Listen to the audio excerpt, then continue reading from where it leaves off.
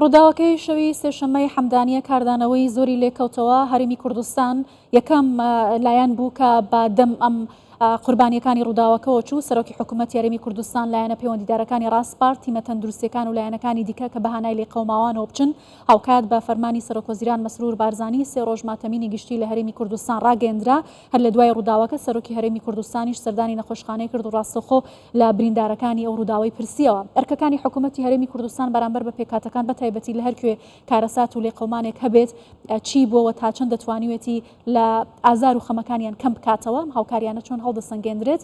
لەگەڵ میوانەکەم زیاتر قسە دەکەم بەڕێز ڕۆمیۆ هەکاری، سکرتێری گشتی پارتی دیموکراتی بین نەهرین لە هەولێرەوە لەگەڵم دەبێت. بەڕێز ڕۆمیۆ، ئەم کاتت باش. کارەساتێکی دڵتەزێن بوو، هەموو لایەکی خەمبار کردەوەی لە حەمدانیە ڕوویدا. هاوکاری و بەهاناوە چۆنی حکوومەتی هەرێمی کوردستان لەم بوارە چۆن دەبینن؟ بەڵێ بە تاکید ئەو کارەساتەی کە لە حەمدانیە ڕوویدا بەڕاستی کارەساتێک بوو، بێزگەلەوەی کارەساتێکی دڵتەزێن بوو، بەڵام کارەساتێک بوو کەم کارەساتی ئەوها لە مێژووی نوێی گەلەکەمان و ناوچەکە ڕووی داوە. لە ماوەی چەند دقەیە کە بەدەیان خەڵک بمرن و بە سەدان خەڵک بمرن و بە سەدانی تریش بریندار بن بەو شێوەیە کە خۆتان و ئێمە و هەموو خەڵکی دنیا جۆری سووتانەکەیان بینی. بەڵێ من خۆم بە دەرفەت دەزانم بەوەی سپاسی حکوومەتی هەرێمی کوردستان و لەسەر و هەموویانەوە جەنابی سەرۆکی حکوومەت کاک مەسعود بارزانی بکەم و ئەمە هەر نەک تەنها قسەی منە، قسەی کەسوکاری شەهیدان و بریندارانە، قسەی خەڵکی حەمدانیە، قسەی هەموو مەسیحیەکانی کوردستان و عێراق و جیهانە کە هەموو کاتێک حکوومەتی هەرێم دەست پێشخەر بووە بۆ گەیشتن بە ئێش و ئازارەکانی گەلەکەمان و پێکاتەکانی تر.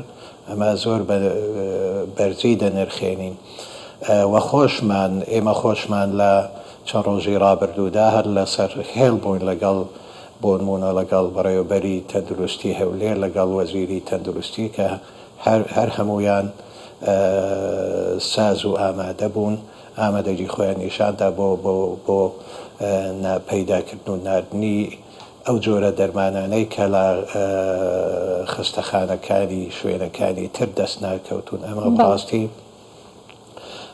ئەمە هەڵوێستێکە کە هەمیشە لە بیرمان دەبێت و هیوادارین بەردەوامیش بێ حکوومەتی هەرێمی کوردستان لەم هەڵوێستە ئەرێنیەی خۆی. ئێمە لە هەرێمی کوردستان پێکاتەکان هەمیشە چاومان لەوەیە کە پشتگیریمان هەبێت، چونکی هەم لە ڕووی کەمی ژمارەی دانیشتوانمان بە هۆکاری زۆر، چەندەها هۆکاری سیاسی و هۆکاری کۆمەڵایەتی و هۆکاری ئاینی کە خەڵکی ئێمە ژمارەیان کەم بووە لەسەر ئاستی هەرێمی کوردستان و لەسەر ئاستی عێراق هەر بە یەکجاری زۆر کەم بووە. ئەم هۆکارانە وایان کردووە کە خەڵکی ئێمە ژمارەیان کەم بێت وە خەڵکی ئێمە پێویستیان بە یارمەتی و پشتگیری و پاراستنیان هەبێ لەلایەن حکوومەتی هەرێمی کوردستان و شوێنەکانی تری کۆمەڵگەی نێودەوڵەتی. بەڵێ قوڵبوونەوەی ڕۆحی پێکەوە ژیانی ئاشتیانە لە هەرێمی کوردستان بەردەوام بەرپرسانی هەرێمی کوردستان جەختیان لێ کردوتەوە و لە هەڵوێستەکان و هەنگاوەکانی حکوومەتی هەرێمی کوردستانەوە دیار بووە بە نسبەت پێکاتەکانەوە. لە بەرامبەریشتا پێکاتەکان بە هەمان شێوە هەرێمی کوردستانیان وەکو پەناگەیەکی ئارام بۆ خۆیان زانی و ئەوانەی کە لە باشوور و ناوەڕاستی عێراقیشەوە کریستیانەکان و پێکاتەکانی تر کە ڕوویان لە هەرێمی کوردستان کردووە. مە تا چەندە کاریگەری لەسەر قوڵبوونەوەی بنەماکانی پێکەوە ژیان لە هەرێمی کوردستان دەبێت؟ بەڵێ خۆی پێکەوە ژیان، مانای پێکەوە ژیان و ئیدامە پێدانی پێکەوە ژیان و بەردەوامبوونی پێکەوە ژیان ئەوەیە بۆ نمونە چەند لایەنێک، چەند نەتەوەیەک، چەند ئاینێک کە پێکەوە دەژین ئەبێ هەمویان بە هەمان تێڕوانین سەیری یەکتر بکەن و هەمووشیان ئامادە بن بۆ چارەسەرکردنی کێشەیەک لە لایەنێکەوە ڕوویدا، بۆەوەی هەمویان وەکوێک ناکرێت هیچ جۆرە جیاوازیەکی ئاینی یان جیاوازیەکی نەتەوەی یان هەر جۆرە جیاوازەیەکی بچووکیش بێ بکرێت لە نێوان ئەو پێکاتانەدا، بە تایبەتی لەسەر ئاستی ئەو لایەنە یاخود ئەو حکوومەتەی کە حکمڕانینە ئەو ناوچەیە دەکات کە پێکاتەکەی لە زیاتر لە نەتۆیەک و لە ئاینێکە پێکاتوە. بۆیە ئێمە هەموو جارێ وتومانە سڕای بوونی هەندێک کێشە لێرە و لەوێ کێشەی پێکاتەکان کێشە جۆرە جۆرەکانیان، بەڵام هەرێمی کوردستان هەمیشە نمونەیەک بووە بۆ پێکەوە ژیان لەسەر ئاشتی عێراق و ناوچەکە. هیوادارین ئەم بەردەوامی پێکەوە ژیانە بەردەوام بێت بۆ ئەوەی ئێمەش بتوانین داهاتوەیەکی باشتر بۆ نەوەکانی خۆمان مسۆگەر بکەین و هەروەها بۆ ئەوەی ئێمە بتوانین بە تایبەتی لایەنە حزبی و سیاسیەکانی گەلەکەمان گەلی کردانی سریانی ئاشووری بۆ ئەوەی بتوانین مافە نەتەوەیی و مافە نەتەوەی سیاسەکانی خۆمان مسۆگەر بکەین لە دەستوری هەرێمی کوردستان و عێراق لە یاساکانی هەرێمی و کوردستان و عێراقدا. بەڵێ بەڕێز ڕۆمیۆ هەکاری، دیارەکە خوێندنەوەی جیاواز بۆ هۆکارەکانی ئەمڕوودا و کارەساتە دەکرێت. بڕیارەکە وەزارەتی ناوخۆی عێراق بە زووترین کات ئەنجامی لێکۆڵینەوەکان ئاشکرا بکات.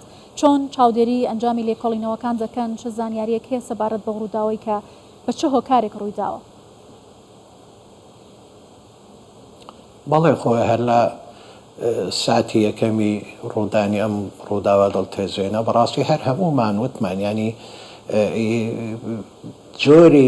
جۆری تەقینەوەی هۆڵەکە، جۆری ئاگرەکە، نەوعەتی دەستپێکردنی ئاگرەکە بەڕاستی هەمومانی شۆک کردووە، جیاواز بووە لە هەموو ڕووداوەکانی ترکە ڕوویان داوە لەو ناوچانەی کە با بڵێن مشابهن لە هۆڵەکە یەکەم جارشتی وا هەبێ و لە هەمان کاتدا ئەمە قسەی ئەو خەڵکەیە کە لە هۆڵەکە ڕزگار بوونە، ئەوانیش هەمان قسەیان هەیە. ئیتر لێرە و لەوێ لە سۆسیال میدیا و خەڵکی ئەوێ باس لەوە دەکەن کە ئەمە تەقینەوەیەک یاخود ئاگرێکی ئاسایی نەبووە کە ڕووی داوە، فعلا ئاسایش نەبووە، ئاسایی نەبووە ئەم جۆرە ئاگرە. بۆیە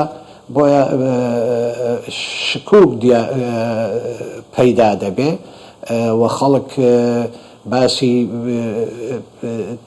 با بڵێن بەراوردی ئەم جۆرە ئاگرە کە لە هۆڵەکە کەوت لەگەڵ جۆرەکانی تری کەوتنەوەی ئاگر لە شوێنەکانی وەکو ئەم شوێنانە دەکات. بۆیە خەڵک گەیشتۆتە ئەو قەناعەتەی کە ئەمە با بڵێن دەستێکی لە پشتایە و بەنسبەت لیژنەکانی لێکۆڵنەوە بەڕاستی ئێمە لە کاتی لەم چەند ڕۆژە کە لەوێ بووم پیاوانی ئاینی حەمدانیە و ناوچەکە ئەوانیش داوا دەکەن، ئێمەش داوا دەکەین نەک ئەم لیژنانە تەنها بۆ ئەوەی بڵێن حکوومەتی مرکزی لیژنەی داناوەوە تحقیق دەکاتن بچێت چەند کرێکارێک لەوێ چەند خەڵکێکی هەژار لەوێ بکاتە قوربانی مسببە هەرە سەرەکیەکانی ئەم ڕووداوە دڵتەزێنن. بەڵێ بەڕێز ڕۆمیۆ هەکاری، سکرتێری گشتی پارتی دموکراتی بەیت نەهرین، سپاس لە هەولێرەوە لەگەڵ کوردستان 24 بووی.